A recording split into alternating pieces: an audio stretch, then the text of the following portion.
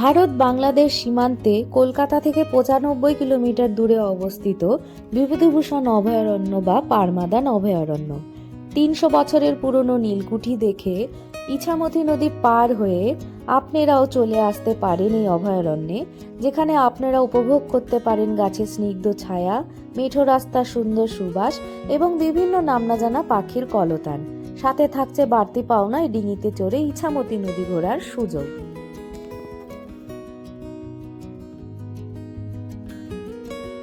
সবাইকে হ্যালো। আজকে 14ই ডিসেম্বর এবং এখন বাজে দুপুর 1টা। এই সময় আমরা এসে পৌঁছেছি বিভূতিভূষণ অভয়ারণ্যে। এটা বনগাঁ থেকে বেশ 3টে অটো চেঞ্জ করে আমাদেরকে আসতে হয়েছে, আর যেগুলো আমি আগে আমার ভিডিওর বৃত্তান্ততে দিতে শুরু করব, যেখানে আপনারা দেখে নেবেন কি করে এখানে আসতে হবে।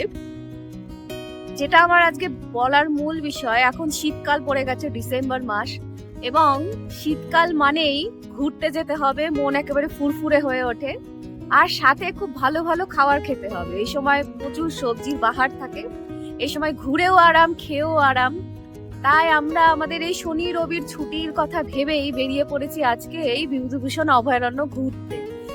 ওই পারে আছে নীলকুঠি, কাটা সাহেবের নীলকুঠি বলা হয়, সেইটা দেখে নৌকো পার হয়ে আপনারা এই পারে আসতে পারেন, অথবা বাই রোড এলে আপনারা সোজা এই অভয়ারণ্যের জঙ্গলের যে গেট আছে সেখান থেকেও এখানে আসতে পারেন। নৌকো পার হয়ে ওই পারে নীলকুঠি দেখে আবার যেরকম ভাবে আপনি যেতে চান দুই পার দিয়ে যাওয়া যায়, যেতে পারেন। তো আজকে আমাদের ভিডিও বিভূতিভূষণ অভয়ারণ্য নিয়ে। যেরকম আপনি জানেন আমি ভীষণই জঙ্গল প্রেমী, তো আপনি আমার সাথে থাকুন, দেখতে থাকুন আমার চ্যানেল ভাইরাল ব্লগ, এবং এই ভিডিওর আগে আগে দেখতে থাকুন আমি আপনাকে কি কি দেখাতে চলেছি। দমদম জংশন থেকে টিকিট কেটে সোজা পৌঁছে যায় বনগাঁ জংশনে। বনগাঁতে এইখানে আখের রস খাওয়ার পর টোটো করে জনপ্রতি 15 টাকায় পৌঁছে যায় টাউন হল মোড়ে। টাউন হল মোড় থেকে জনপ্রতি 30 টাকায় অটো ধরে পৌঁছে যায় নাটাবেরিয়া মোড়। নাটাবেরিয়া মোড় থেকে জনপ্রতি 15 টাকায় টোটো ধরে আমরা পৌঁছে যাই নীলকুঠি।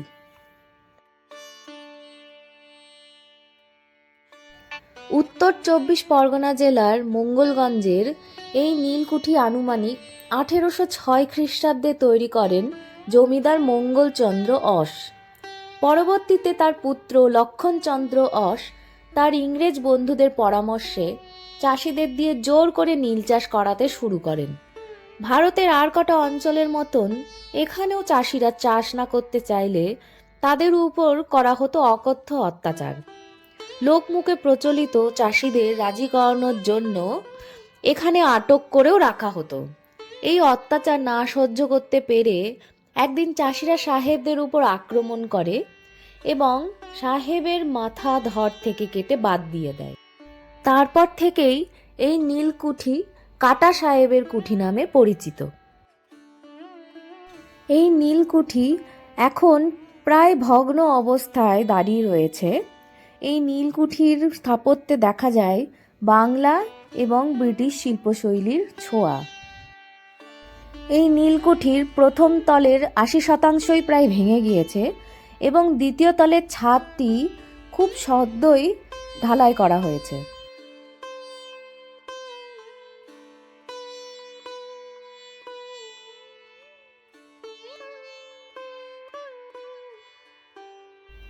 আপনারা এই ভাঙা দরজার ওই পারে যে আরেকটি দরজা দেখছেন, সেখানে নিচ দিয়ে একটি সুড়ঙ্গ গিয়েছে, যেটা দিয়ে নদীর পাড়ে একদিকে যাওয়া যেত এবং আরেক দিক দিয়ে যাওয়া যেত বাইজি বাড়িতে। উপরে ওঠার সিঁড়ি ভেঙে যাওয়ার কারণে রাস্তা যথেষ্টই ঝুঁকিপূর্ণ, তবুও 20% যেই ছাদ বেঁচে আছে প্রথম তলের, সেখান থেকে উঠে উপর থেকে নিচের কয়েকটা ভিডিও তোলার চেষ্টা করেছি।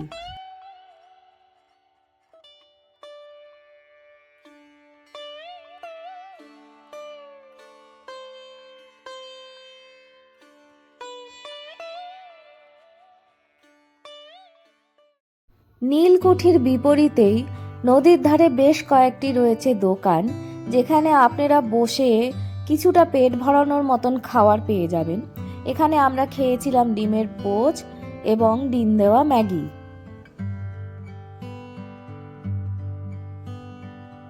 এই মুহূর্তে আমরা নৌকায় বসে পড়েছি। নৌকার আমরা ওই পার থেকে ওই পারে যাব, ওইখানে গিয়ে আমরা টিকিট কাটবো অভয়ারণ্যে ঢোকার জন্য। ইছামতি নদী পার করেই আমরা চলে আসি টিকিট কাউন্টারে। এখানে জনপ্রতি 100 টাকা করে টিকিট কাটতে হয়।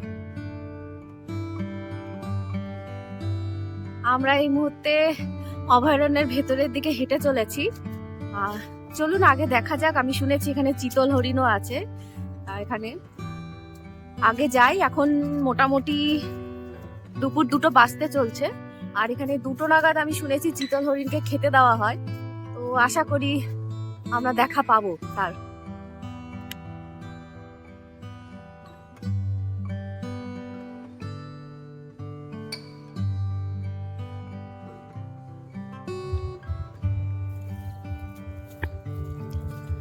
রোদ পড়ে এই গাছের শেডগুলো আলাদা আলাদা লাগছে। যেখানে একটু ছায়া সেখানে সবুজটা বেশি, যেখানে রোদ পড়েছে সেখানে সবুজটা হালকা লাগছে।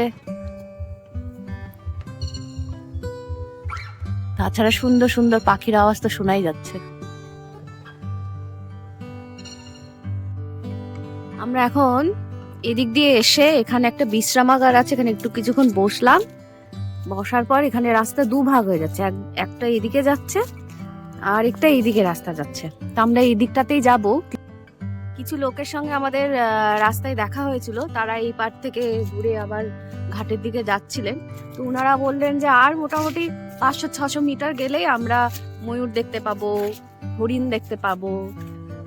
বাকি আরো আগে 3 কিলোমিটার যেতে মানা করলো, কারণ ওখানে এইরকমই লম্বা রাস্তা চলে গেছে আর দেখার মতন কিছু নেই। তা আমরাও অতটাই যাব, গিয়ে চেষ্টা করব ওখানে যা আছে সম্পূর্ণটাই আপনাদেরকে ভিডিওতে দেখানোর জন্য। তার আগে এই ফরেস্ট নিয়ে আপনাদেরকে কিছু বলে দিই। আমরা এবার যে অভয়ারণ্যে এসেছি, বিভূতিভূষণ অভয়ারণ্য, তার একটি সুন্দর হিস্ট্রি আছে, সেটাও আমার মনে হয় আপনাদের জেনে নেওয়া উচিত। এই ফরেস্টটি পারমাদান ফরেস্ট নামেও পরিচিত। এটি মূলত 1964 সালে মোট 14টি চিতল হরিণ নিয়ে এটা অ্যাজ এ পার্ক হিসেবে প্রতিষ্ঠা করা হয়েছিল প্রথমে। তারপর 1980 সালে এইটাকে অভয়ারণ্য হিসেবে ভূষিত করা হয়। তখন পারমাদান অভয়ারণ্য নামেই এটা প্রতিষ্ঠিত হয়েছিল। পরবর্তীতে 1995 সালে এটির নাম বিখ্যাত সাহিত্যিক বিভূতিভূষণ বন্দ্যোপাধ্যায়ের নামকরণে করা হয়। বর্তমানে এখানে বলা হয় যে 250টা চিতল হরিণ আছে। একটু আগে আমরা এগিয়ে গেলে হয়তো ওই জায়গাটা দেখতে পারবো যেখানে চিতল হরিণগুলোকে রাখা হয়। আর এই দুপুরবেলা 2টো থেকে 3টে নাগাদ ওদেরকে খেতে দেওয়া হয়। তাই জন্য ওই ফেন্সিং এখানে দেখছেন, এখানে ফেন্সিং করা আছে। ভেতরটা যেহেতু যাওয়া যায় না, ওই জন্য হরিণের খোঁজ আপনি সবসময় পাবেন না। দুপুর বেলাটা আসলে ওই সময় ওরা একদম ফেন্সিং এর সামনেই খেতে দেওয়া হয় বলে আপনারা ওই সময় ওদেরকে দেখতে পারবেন। তো চলুন আগে এগিয়ে যাই। চিতল হরিণের সঙ্গে সঙ্গে এখানে অনেক রকম পাখিও আছে। আমি অন্যান্য ইউটিউবারদের ভিডিওতে দেখেছি এখানে ময়ূর আছে, সাদা ময়ূর আছে, নর্মাল আমরা যেই রঙিন ময়ূর দেখে থাকি সেই ময়ূর আছে। তো সেইগুলোর সন্ধানে আমরা আরো এগিয়ে চলেছি, সঙ্গে থাকুন। আমরা এই রাস্তা দিয়ে এগিয়ে এসেছি, আর এইখানে একটা বসার জায়গা আছে, এখানে একটা টাওয়ার আছে, এখানে টয়লেট করার জায়গাও আছে। আর এর ভেতরে রয়েছে হরিণগুলো এখানে এখন খেতে ব্যস্ত। চেষ্টা করছি আপনাদেরকে দেখানোর জন্য।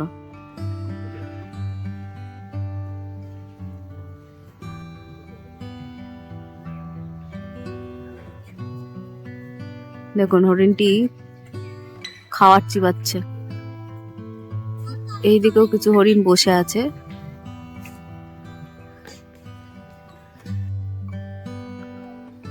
এই হলো সেই বিখ্যাত চিতল হরিণ। বলা হয় এখানে আপাতত 250টি চিতল হরিণ রয়েছে, কিন্তু প্রথমে 14টি চিতল হরিণ নিয়ে এটি একটি পার্ক হিসেবে স্টার্ট হয়েছিল। এখন তারা সবাই খেতে ব্যস্ত। আমার দিকে যেটি তাকিয়ে আছে সেটি হরিণী, আর যেইগুলো লম্বা লম্বা শিং আছে সেগুলো কিন্তু হরিণ।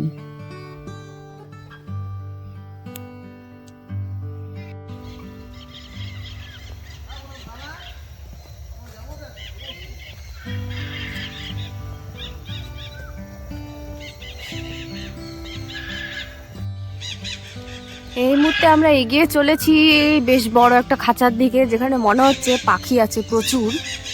এবং আপনারা হয়তো সেই পাখিদের আওয়াজগুলোও পাচ্ছেন।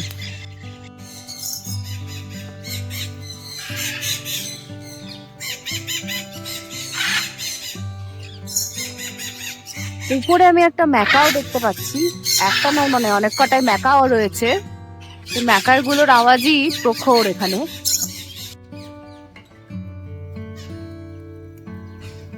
এখানে বেশ পাখিগুলো, কিছু হলুদ হলুদ পাখিও রয়েছে।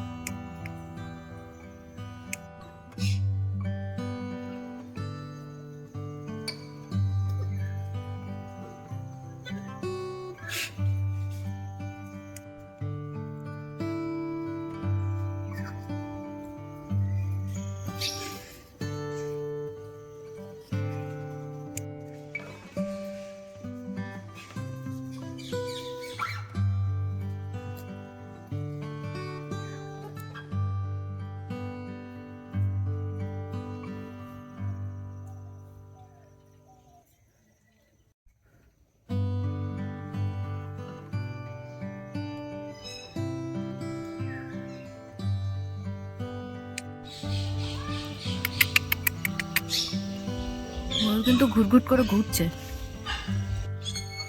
আপনারা ময়ূর দেখতে পাচ্ছেন?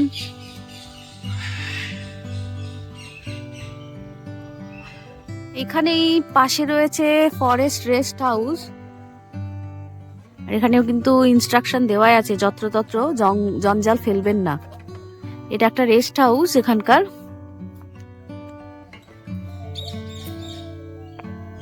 ফরেস্ট রেস্ট হাউস এটা। এখানে সাধারণ মানুষদের মনে তো হয় না থাকতে দেয়। আর এই পারে আমি দেখতে পাচ্ছি অভয়ারণ্যের সীমানা শেষ হয়ে যাচ্ছে। ওই পারটাতে একেবারে কচুরি পানা এবং তারপর দেখছি ক্ষেত। পার হেড আমাদের 100 টাকা করে নিচ্ছে নৌকো ঘুরতে। আমরা জঙ্গল পুরো ঘুরে নিয়েছি, এখন নৌকো করে পুরো ইছামতি নদী ধরে আমরা মোটামুটি আধা ঘন্টা 45 মিনিট ধরে ঘুরবো। নদীর চারপাশটা আমরা ঘুরে দেখবো। পেছনে এই দেখুন নৌকো, আর নদীও দেখতে পাচ্ছেন।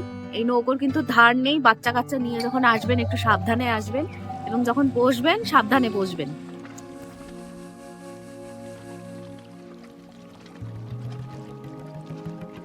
নৌকোতে বসে পড়েছি, দেখতে পাচ্ছেন চারিদিকে জল সবুজ হয়ে আছে। ভীষণ ভালো লাগছে। সূর্য পড়ে গেছে পাটাতনে, এই যে এখানে দেখুন। গায়ে সেরকম রোদের আভাসও লাগছে না, গরম লাগছে না, বেশ ঠান্ডা ঠান্ডা একটা ভাব আছে। আপনাদেরকে চারপাশটা একটু একবার দেখিয়ে দিই।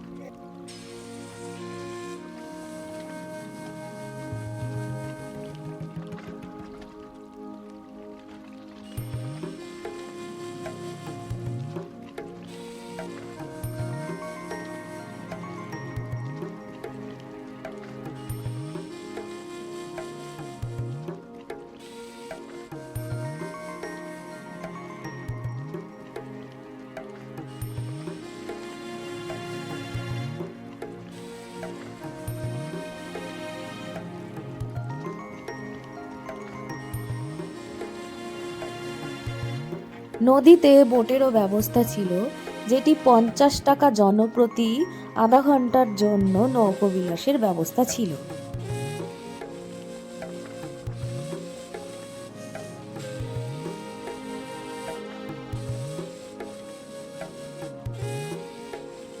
ইছামতি নদীর ধারে সূর্যকে অস্ত যেতে দেখে নিজেকেও প্রতিজ্ঞা করলাম আবার উদয় হব নতুন এক ভ্রমণের স্থানে। এই ছিল আজ মঙ্গলগঞ্জ এবং বিভূতিভূষণ অভয়ারণ্য ভ্রমণের সুন্দর একটি দিনলিপি। আমি আমার আপন ভোলা মনে বিভিন্ন জায়গায় ঘুরে বেড়াই এবং সেখানকার প্রাকৃতিক সৌন্দর্যকে ক্যামেরাবন্দি করে এই চ্যানেলের মাধ্যমে আপনার সামনে তুলে ধরি। পরবর্তী সফরের অভিজ্ঞতা নিয়ে খুব তাড়াতাড়ি ফিরে আসব। আমি সুলেখা এবং আপনারা দেখছেন আমার চ্যানেল ভাইরাল ব্লগ। যদি ভিডিওটি ভালো লাগে অবশ্যই চ্যানেলটি সাবস্ক্রাইব করবেন এবং বেল আইকনটি ক্লিক করবেন, তাতে নতুন ভিডিও এলে আপনারা নোটিফিকেশন পেয়ে যাবেন।